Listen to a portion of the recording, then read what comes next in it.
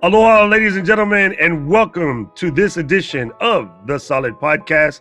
I am your host, Doc Rock. Hey, everybody, how you been? It's been a good week. It's been a crazy week. All kind of nonsense going on out there in the real world. One of the funniest things this week, of course, is if you've been paying attention and you're watching the Jeff Sessions, I don't know what you want to call it. They call it a testimony, but it seemed like about an hour and a half of deflecting on Instagram, straight deflecting. Anyway, it was pretty comical, but you know, all I gotta say, it's really hilarious to me how the dude kind of got there and caught a case of senility, like he couldn't remember this and he couldn't remember that. But he has no problem remembering that he wants to basically lock up every person of color for, I don't know, smoking a joint, crossing the street crooked, whatever that they can do to assume it's an illegal thing, which is in itself kind of funny because for the most part, if you're doing something crazy like, you know, getting faded every day on some illicit substance other than weed, you're kind of sort of pretty much only hurting yourself. So I guess that's okay. Anyway, the goal was not to get too political, but we kind of got it. We want to talk something about politics today. And it's not what you would normally think. So there's plenty of podcasts out there where they break down the various things in the politicalness. And a lot of them are getting really good at putting it into a format or a conversation that's a little bit more understandable, a little less creepy or freaky than the way, say, the MSM, as Trump likes to call it, the mainstream media likes to put it. For instance, Pod Save America is a great place to start if you feel like you need to pay a little bit more attention to politics, but you don't know where to jump off. It's really good. Pod Save America from Crooked Media, one of my favorites. Also on the same network, there is Pod Save the People, and there's Pod Save the World, and there's Love It or Leave It. All of those shows are great. Some of the best ones out there talking about what's going on with the current political climate. I would definitely say give them a look. Anyway, what I want to talk about in the level of politics is sort of what we do in our own communities. Now, again, if you're listening to this podcast and you're not from Hawaii, excuse me, the examples that I will use are normally talking about Honolulu, Hawaii, where I live, but they do apply just about anywhere in the world. And what I'm noticing more and more lately, and it's starting to become somewhat irritating or depressing, and again, I don't want to give just the bad side of these things unless I can sort of offer something that I think might be able to help. And again, your mileage may vary. A lot of people say that dude's crazy anyway, so they don't really care what I say, but let's give it a look. So recently in our town, there's been this great effort from a company called Biki to set up a bike share. And there's a lot of controversy on whether they did their rollout properly or not. So for instance, they went to go set up a bike share in a neighborhood known as Pu'ule Circle. All of the residents came outside, put their coolers and their buckets and their lawn chairs or whatever, and they went out to straight cock block the setting up of Biki. Now, what they're basically saying is, yeah, not in my backyard. Some people are straight up against the whole bike share concept, and I'm going to guess that they're not cyclists because I don't know too many cyclists that would be against it. But for whatever reason, they claimed that they didn't know about this. They didn't know it was coming.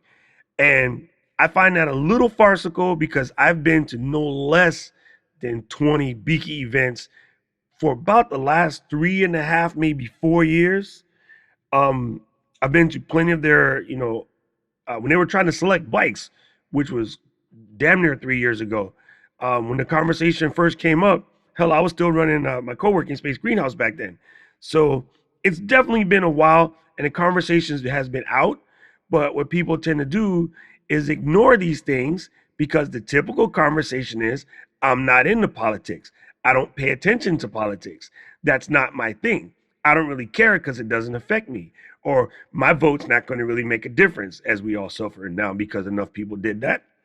But then when something comes out from the city or the state, the municipality, county, federal, whatever, something comes out that goes against your grain, people all of a sudden, after these things have been passed, get selective memory and they start crying they didn't know about it. They didn't hear about it.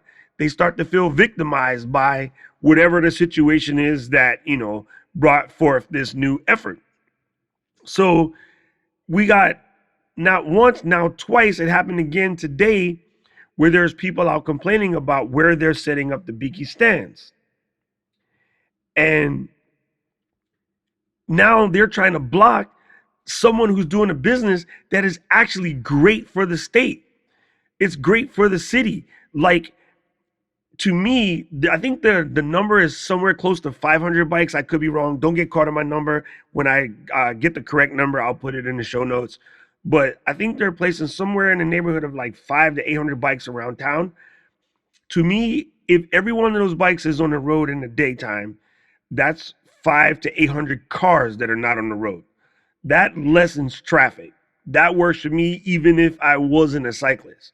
Now, people who know me, people who follow me on Instagram, Facebook, you guys know I'm a cyclist. So you're going to say, oh, well, you're just saying that because you're a cyclist. No, even if I wasn't a cyclist, I'd be happy to just take 800 cars off the road.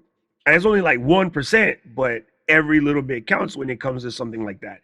And mathematically, it adds faster. And these are going to be in places of high congestion. So even more so, you'll notice it because it's not the total number of cars on the road. It's the number of cars on the road in the area where you're located. So all of this is great. But the thing that I thought was cool from Lori and the guys at Biki is they're setting it up in a way where these things can be moved. So they're put it in a place. They'll run a test on it, see how it goes. If it doesn't swing, they pick it up and move it. Right? You got guys in Waikiki that are bike rental companies, and they're mad because this is coming in because they somehow see it as some sort of stepping on your competition. And I'm a business person, have been for a long time. You know what I pretty much never sweat? What the hell my competition's doing. Like, I'm aware of it. I might pay some attention to it, but I don't necessarily make adjustments or change my style of business or what I do for business because of the competition, because I'm the asshole who's cocky enough to assume that my quality and my service is so good, my customers aren't going anywhere, regardless if the other price is a little lower. Or in this case, as I was trying to add it up in my head, I think renting the Bikis would actually be higher than what the Waikiki bike rental guys are renting bikes for. But you also have to think of this. Anybody can go to a store and buy like 20 bikes, and I'm talking like $300 a piece bike, so it's not even that expensive, and start up a bike rental thing.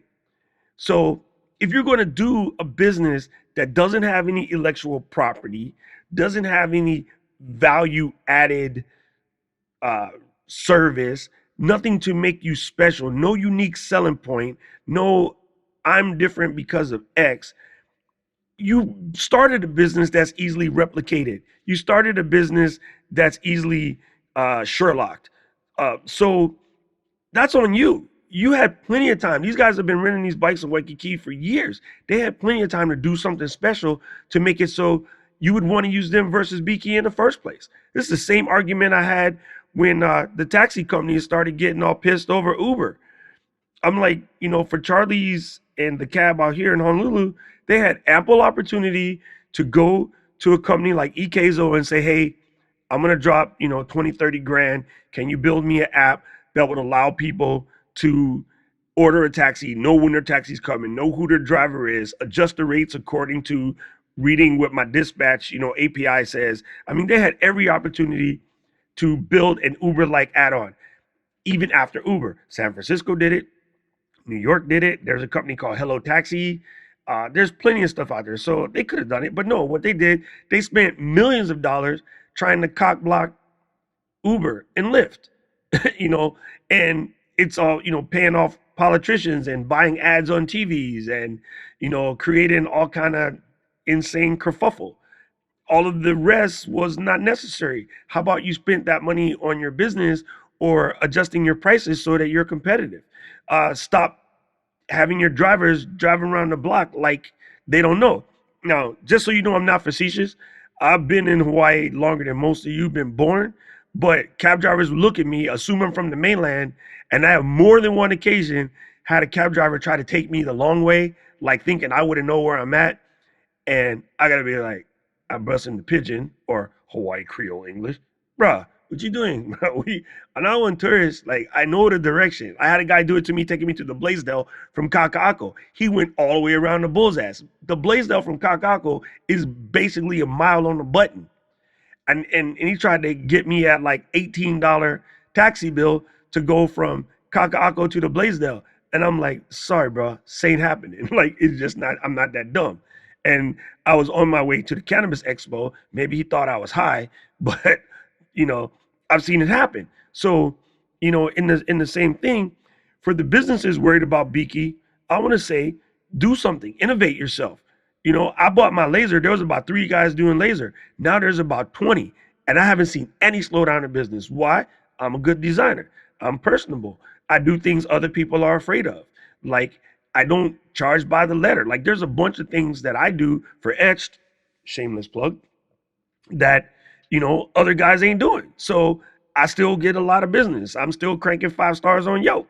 Like, do something. Don't just complain, or don't cock block something that could be better and make the city better by taking some of that traffic down.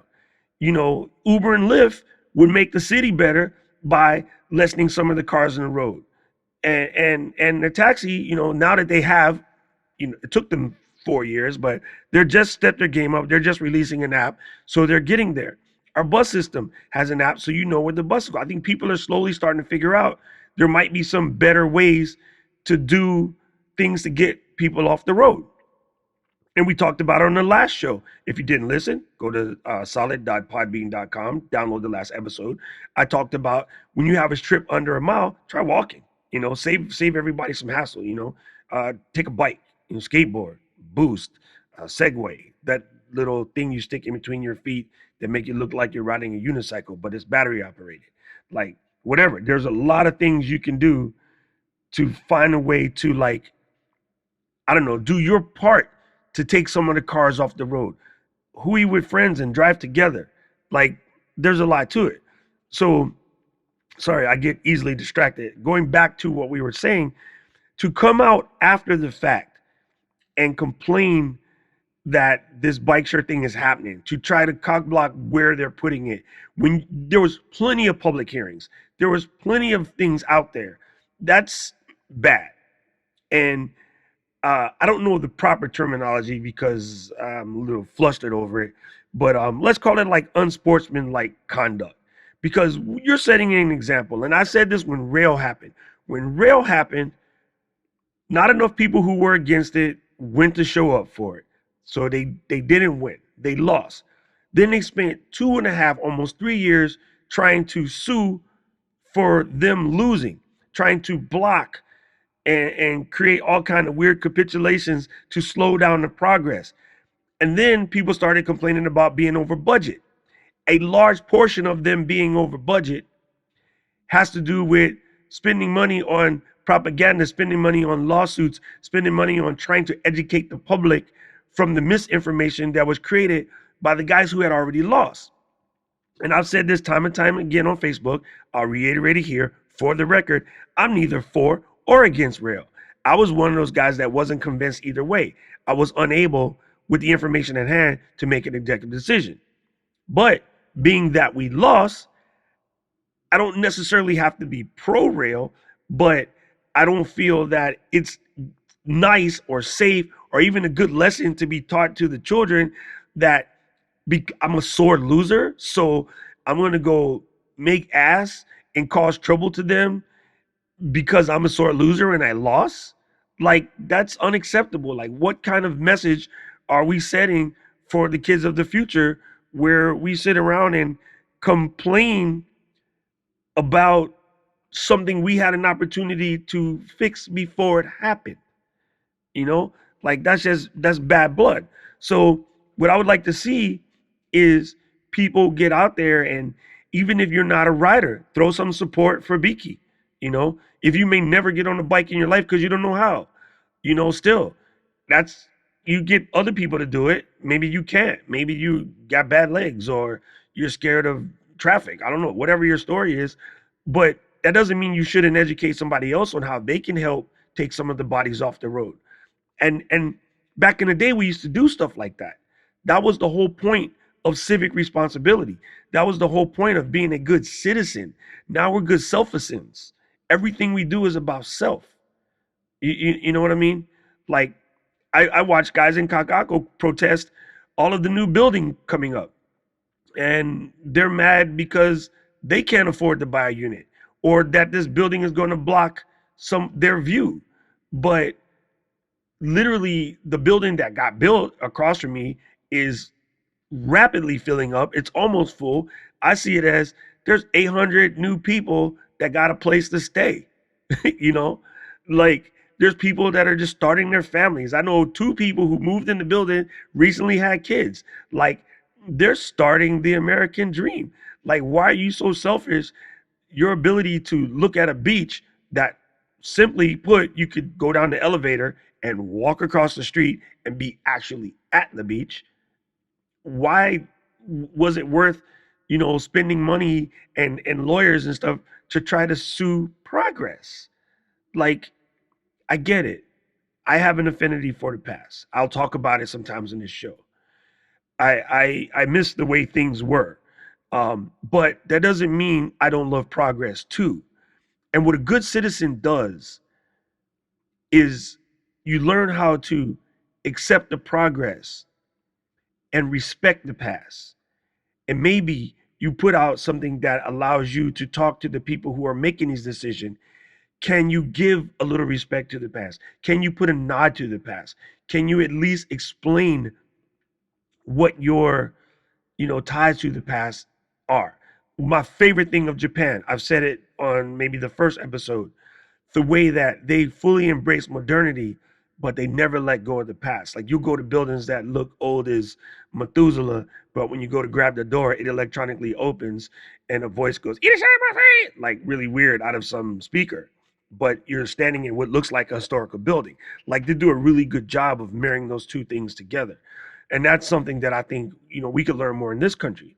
We need to learn how to support causes that don't necessarily directly affect us, right? And what I mean by that, like, I love it when I see a bunch of, say, non-Hawaiians at a thing to support the Hawaiian movement, or when I see a bunch of non-blacks at a Black Lives Matter event, because they realize people are people and people have their causes. And although it doesn't direct me, I'm going to show support for my neighbor. That love thy neighbor thing. Half the people don't even know their neighbors. Like, I'm lucky. I know all 4 of my neighbors on my floor, but honestly, I initiated that. The other 2 guys, we're all cool as a pool now. I don't think they would have initiated that. I think they would have saw me and thought I was some strange hip hop thug, who likes to bump his music loud, and never said anything to me. I went and made a point to go introduce myself to them because they're older, retired people. And I just want them to know, like, hey, you have nothing to be worried about. Don't be scared. I got some strange looking friends, but I'm ex-military. And, if you need me to look after your place or take care of your cat or whatever when you go on vacation, I got you, And one of my neighbors is a snowbird. So the rest of the time, I'm like, if anything happens in your apartment, I can help out. Simple. It just required a conversation and a handshake. People don't even look at each other and say hello anymore. Like, and that part is just a little bit crazy. So what I want to know from you guys is, through the feedback or response, or comments on the Facebook post, whatever, is, do you still have the ability to vote for and support something that doesn't directly benefit you? If not, I really want to know why. Yeah, because I think that's a part of our society that has changed, and I don't really understand it anymore. And I don't think I'm right. Part of the reason why I do this is therapy. I'm like voicing what I don't want to sleep with and stress over. And like the book, The Art of Not Giving a Fuck, I could have wrote that book 40 years ago. Like that has been my swag for quite a long time. And it's a great book, by the way, if you haven't had a chance to read it. Mark Malone, I think, I forget. I'll put the links in the show notes. But yeah, like, if anyone can tell me like what it is about the inability to support something that doesn't directly affect you, like people that were against the bike lanes because they don't ride bike, like why does that affect you, and why not support it knowing that it could loosen up some of the traffic, like I don't know, just I would love to hear from you guys, your comments, your feedback. All of that's very important to me because that helps me find out what we should talk about. Okay. um One more quick thing I wanted to do, and somewhat of a confession, somewhat of a commitment. The last episode, again, if you haven't listened to it, go to iTunes and look up Solid Podcast by Doc Rock. The more you guys look it up, the easier it will become to search. But go and listen to the last episode, and I spoke of making small changes, like the small changes you can make in order to, say, get to a bigger thing. One of mine's things that I'm working on is learning not to look at someone with an opposite opinion and go to that jacked up portion of the discourse that we're having right now and just calling them stupid, right? So it's kind of bad. I've done it and I'll apologize for it here. It's bad when I get on to a thing and I see somebody and they're talking about why they voted for Trump and this and that. And like, I just want to go, you're a Trump supporter, you're stupid. No, that's not the right thing. You know, even if somebody comes up to me and they got like a super racist thing, that doesn't mean that they're stupid. It means that they are independently intelligent. Like they were trained from someone, grandfather, father, loved ones, whomever. They learned it differently than you. I grew up in a cosmopolitan environment, so I was multicultural for a long time. I've lived in like 5 different countries. I speak like 5 different languages. So yeah, I'm about far removed from classical races as possible. But there are people who literally never saw a person of color until they, leave their hometown. There's people in Indiana right now that spent their entire life. The only thing they know about any people of color is what they saw on TV. Now you and I both know, if all you saw on TV, what's on TV, is the stereotypes. Angry black man, angry black woman, thief, drug dealer, gangster. Like, that's entertainment, folks. That's not real life. But I can see how someone who doesn't have that familiarity could sort of be, you know, they have that anchor. They have that cognitive bias in their head from something that they saw. So I guess my thing to you is, I'm going to make a commitment that when I have a differing opinion from someone, not to go to the name calling, not to go to, that's the easy way out. Like, to just call somebody a name to let them know that they got to you, that's the easier way out. I want to get better at being able to conversate through this and even maybe even learn why they feel the way they do. It's not my position to always change someone's mind. And I thought that was for the longest time. I always thought that was my thing. It's up to me to heal the world. It's up to me to save the world. Yeah, I still gonna try, but I do realize that's not my only task. Part of my task is also take care of myself and take care of my family. So I will do better at this. This is my commitment to you guys, and I would ask some of you guys to do the same, especially when I watch some of the conversations on social media get real nasty real quick. And I know most of you guys, some of the stuff you say there, you wouldn't say to another person's face standing in front of them. Not even out of a fear or an intimidation thing. It's just you're not really as much of a dick as you think you are when you're behind a keyboard. And you guys, if you've done it before, you know who you are. and you don't know anybody an apology but yourself because it's making you look bad. And I think we should all learn how to have a better conversation.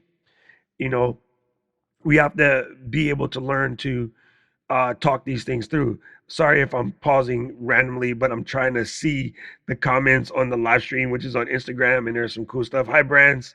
Miss you, my friend from a long time ago. Anyway, for those of you watching video, here's a shameless plug for Infinity. Thanks, John and Elisa, for dropping this off.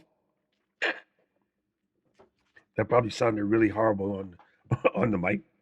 Anyway, it's really good. If you're looking for some good boba with nice stuff, taro, coconut. Wow, I just said that like a malahine. It's taro, coconut. Don't know why my brain just went super California just now. Anyway, Infinity, good stuff. You should go and check them out. A couple different locales. All right. So normally at this point, I like to give some recommendations, things that you might want to check out. So let me take a quick swig.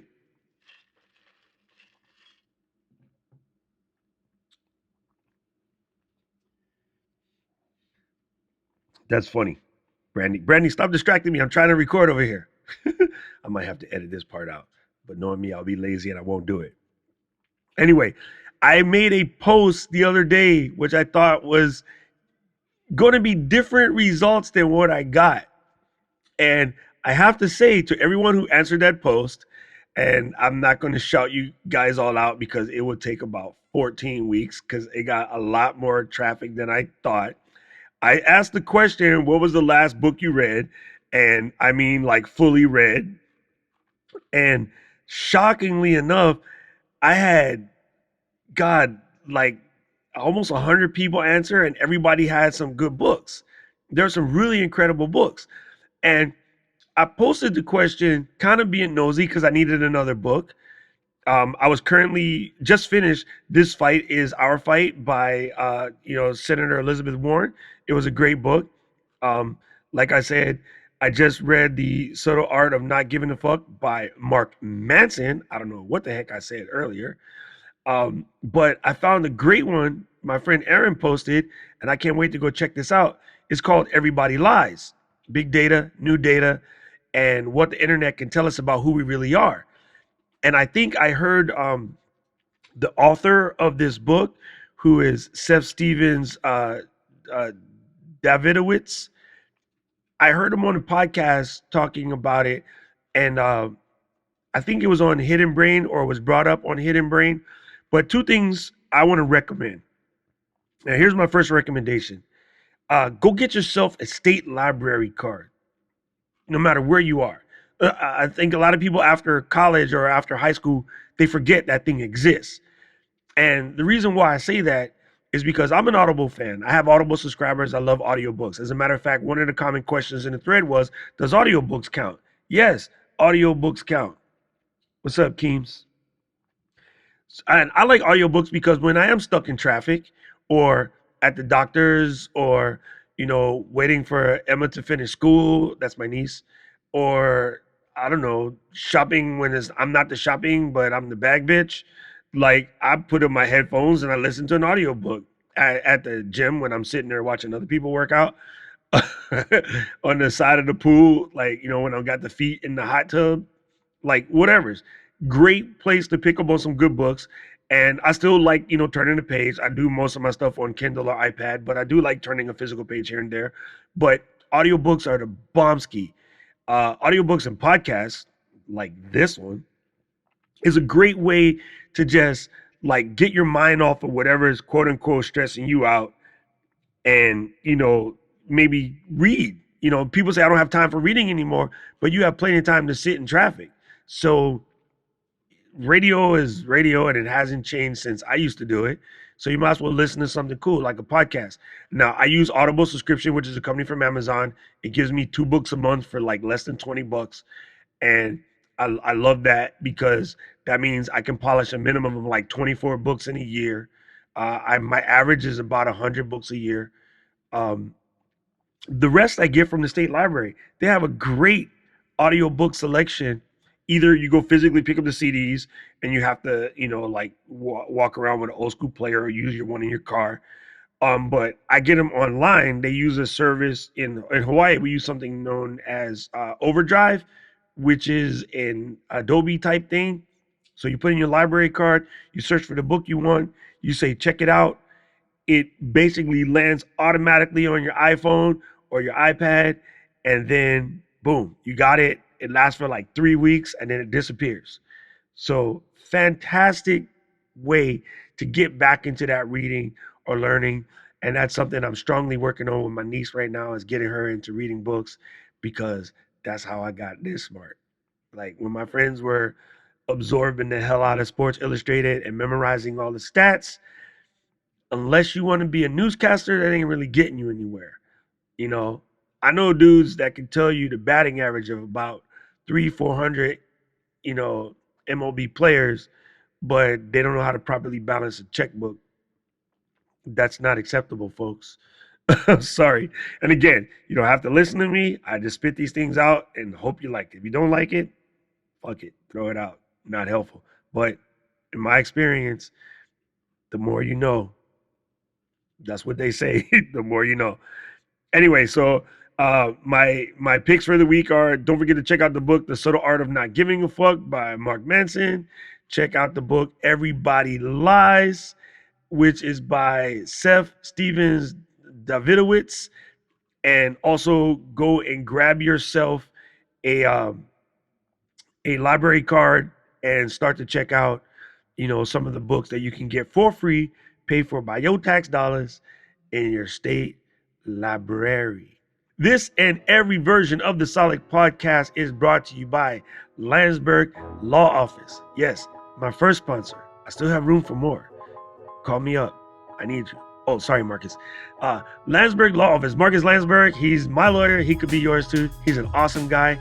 If you ever find yourself in a position where you need to talk to the police before you say a thing, tell them you need to call your lawyer first and give a call at 808-230-7419. That's 808-230-7419. Ask to speak to Marcus. Tell him that you heard about him on the Solid Podcast, so that way he'll continue to support me, and then he could probably keep you out of jail. He's really good. Anyway, thank you so much to the Landsberg Law Office and my buddy Marcus for supporting this show, supporting local, disambiguated media. Bruh, I can't say enough. Big shout outs to my Hawaii Association of Podcasters. There's a lot of great guys out there doing stuff. And huge shout out to the people who have supported and followed me, who are making me want to continue doing this show. I love your advice. I love your comments. I love your feedback. The most important thing you can do to support the show, besides following Marcus on Facebook at facebook.com/Hawaii Lawyer, is following me. I have a new page for the podcast. Just look up The Solid Podcast by Doc Rock on Facebook, and you'll see it, or you might, if you already follow me, get an invite sometime soon. Also, there's the Instagram, The Solid Pod on Twitter. The Instagram is just Solid Pod without the. And thank you guys so much for supporting. Thank you so much for listening, and I'll see you again soon. Shout outs to my little sister, Elise. Saranghea. Love you, girl. Anyway, see you guys next week. I can't see you. You guys can see me, but I can't see you. Anyway, audio version is going to be in iTunes soon, and I'll get the video version up to YouTube soon after. Thank you, guys. Remember, stay solid. Ahui ho. What's up, peeps? Thank you, guys. Hello, sis. Brandy.